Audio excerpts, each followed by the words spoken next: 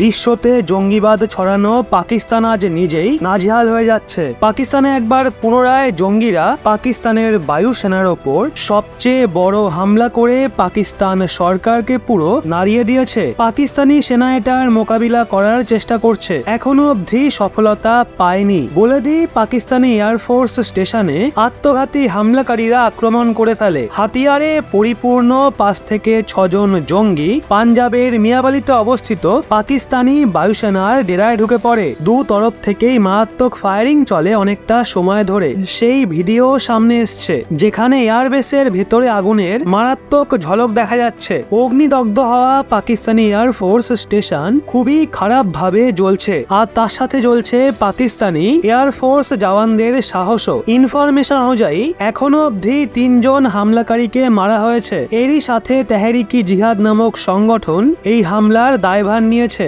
যখন তালেবানের ওপর জঙ্গিবাদ ছড়ানোর অভিযোগ পাকিস্তান বারবার তুলছে, তো তার মাঝেই পাকিস্তানের ওপর আরো একটা ভয়াবহ হামলা হয়ে গেল। পাকিস্তানি সেনা অর্থাৎ আইএসপিআর এই হামলা নিয়ে স্টেটমেন্টও জারি করেছে, যেখানে তারা বলেছে 4 নভেম্বর 2023 দিনের শুরুতে পাকিস্তানি বায়ুসেনার মিয়াবালি ট্রেনিং এয়ারবেসে একটা অসফল জঙ্গি হামলা হয়। এই চেষ্টাকে সেনারা তৎকাল পাল্টা জবাব দিয়ে ব্যর্থ করে দেয়, যার জন্য কর্মী এবং সম্পত্তির সুরক্ষা সুনিশ্চিত হয়। সুরক্ষা কর্মীরা অসাধারণ সাহসের পরিচয় দিয়ে 3 জন জঙ্গিকে বেসে ঢোকার আগেই মেরে ফেলে, যেখানে বেঁচে থাকা 3 জন জঙ্গিকে সেনারা নিজের থেকেই পরের লাইন বুঝিয়ে দিচ্ছে পাকিস্তানি বায়ুসেনা কিভাবে ফেল হয়েছে। 3 জন জঙ্গিকে মারার দাবি করা পাকিস্তানি বায়ুসেনা এখনো অবধি জঙ্গি দ্বারা ঘেরাও রয়েছে। আরো 3 জন জঙ্গি রয়েছে যারা এখনো এয়ারফোর্স স্টেশনের ভেতরে রয়েছে